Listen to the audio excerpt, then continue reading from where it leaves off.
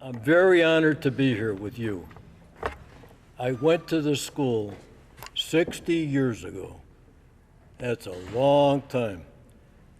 And I made a lot of mistakes.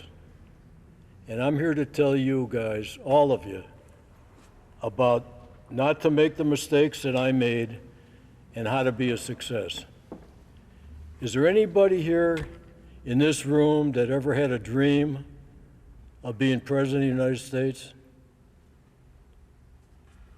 How about a doctor? Anybody here ever want to be a doctor? Right on. How about a lawyer? Nice. Teacher? Good. Nurse? Airline pilot? All the good stuff. You want to have a good life? You got to do the right things. I want to tell you my story. I hope you will take a lesson from what happened to me. 60 years ago, I went to this school, and for some reason, knock off the laughing. For some reason, I decided I didn't need school. I made a big mistake. And I wasn't going to school. I was playing hooky. And you know what happened to me?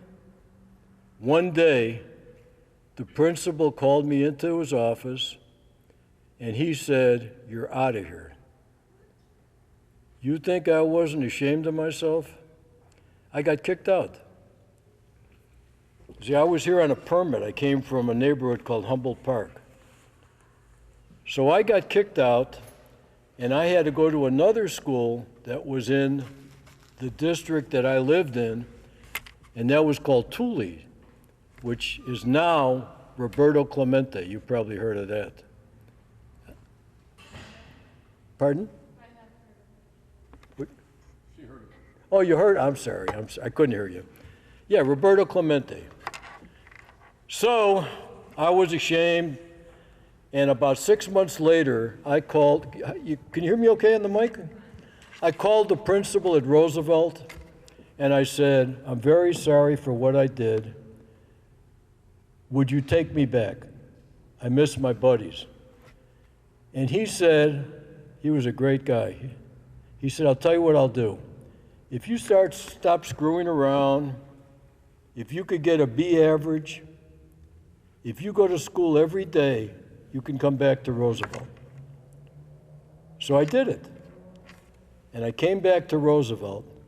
But you know what the problem was? My grades were so bad, it took me 4.5 years to graduate from Roosevelt High School because I wasn't going to summer school. And out of 187 kids in my graduating class, I was 186. Pretty bad, huh? So I thought, I'm in big trouble. My life is over. So I want to tell you what happened to me and how I made a comeback and how you can do what I did. Now I'm looking at every one of you here. I want you to listen to what I have to tell you. I'm no different than you. I'm not smarter than you. I'm just a regular guy. I'm not a genius, got a regular IQ. If you want to succeed and do what I did, what do you think you have to do? Anybody know the answer? Work hard. Yes, ma'am. Work hard. You know, the great basketball player in Chicago, Derrick Rose, how do you think he's so great? Because he worked hard. Works hard. Everybody who ever succeeds works hard. It's not given to them. So here's what happened to me. Now, by the way, I was lucky. I was able to come back. Don't you do what I did, because you won't get a second break. But here's what happened to me. I finally graduated high school after 4.5 years, and my best friend said to me, "We're never going to go to college, so let's you and I join the Army." So I said, okay. He said, we'll become generals. Well, I was so uneducated and so uninformed that I didn't know you can't become a general if you didn't go to college. You can't become any kind of an officer unless you go to officer candidate school. I didn't know that. So we went in on the buddy system. The buddy system lasted only through basic training. I went to Korea. How many of you know where Korea, you heard of Korea? That's where I went. And my friend went to Texas to be a cook. When I went to Korea, it was primitive. We lived in huts. It's called Quonset huts. Will you believe we had no electricity? We had no running water. We had no bathrooms. I mean, it was tough. And I was there in Korea for 16 and a half months. Now I come home and I have no education. My father came from Poland. You've heard of Poland. And my father was able to leave Poland before Adolf Hitler got there, because if you did your homework in history, you know that Adolf Hitler killed many people who lived in Poland. And my father got out. Otherwise, I wouldn't be here talking to you today. So I came home from Korea. I was 20 years old. And my father waited about a week, and he talked to me. And he said to me, what are you going to do with your life? So I said, Dad, I want to do what you do. My father was a house painter.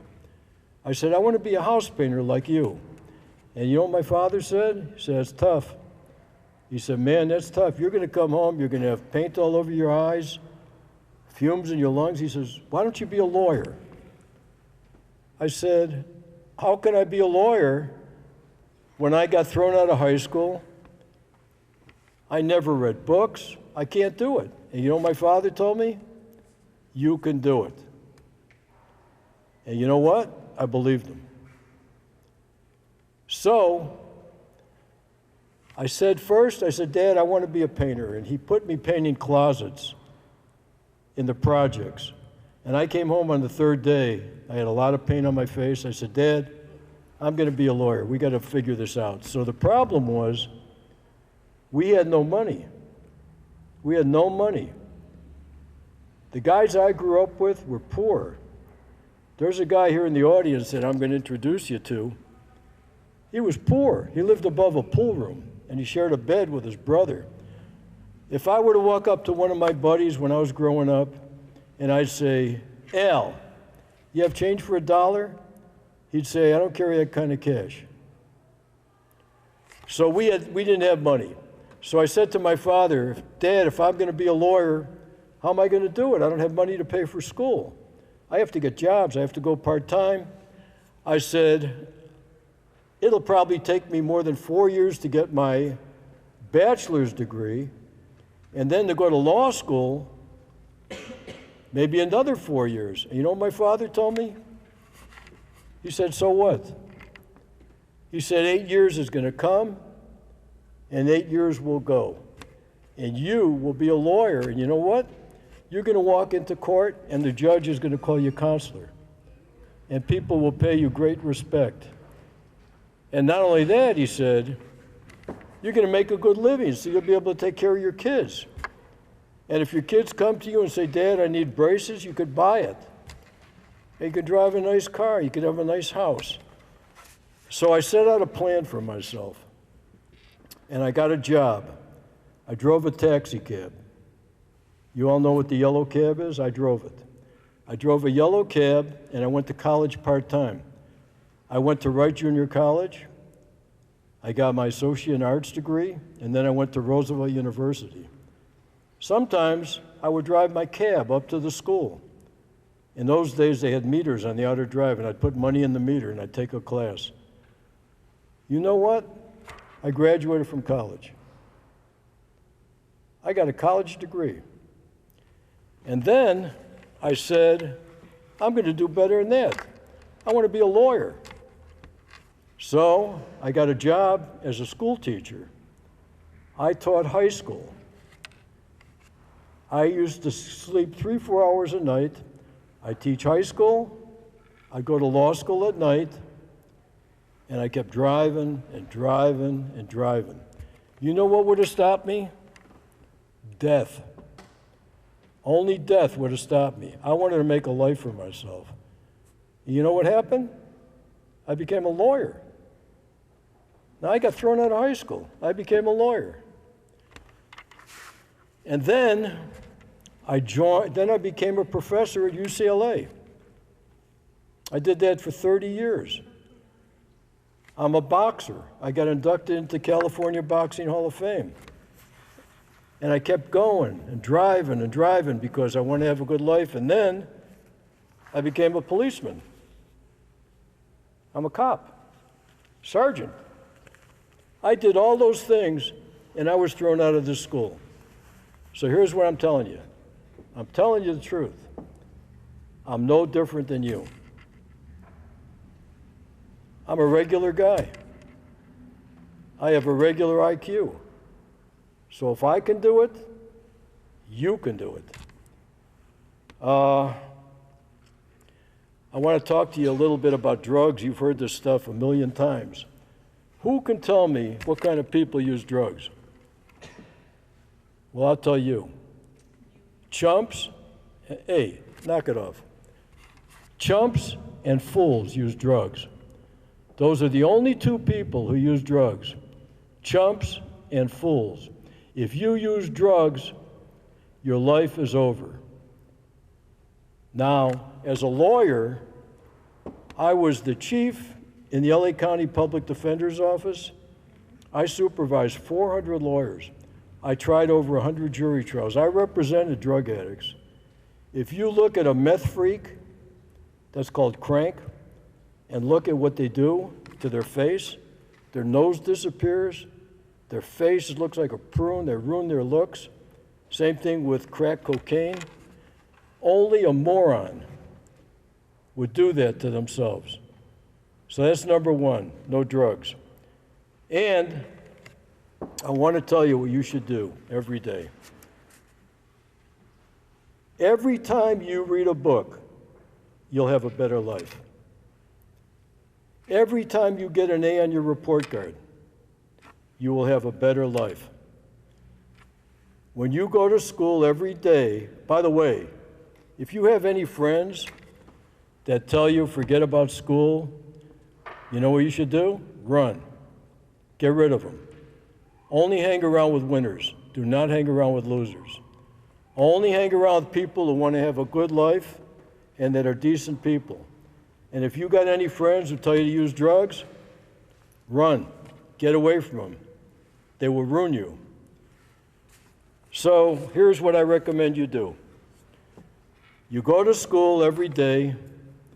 You listen to your teachers because they're smart. And you do your homework. Here's my recommendation to you.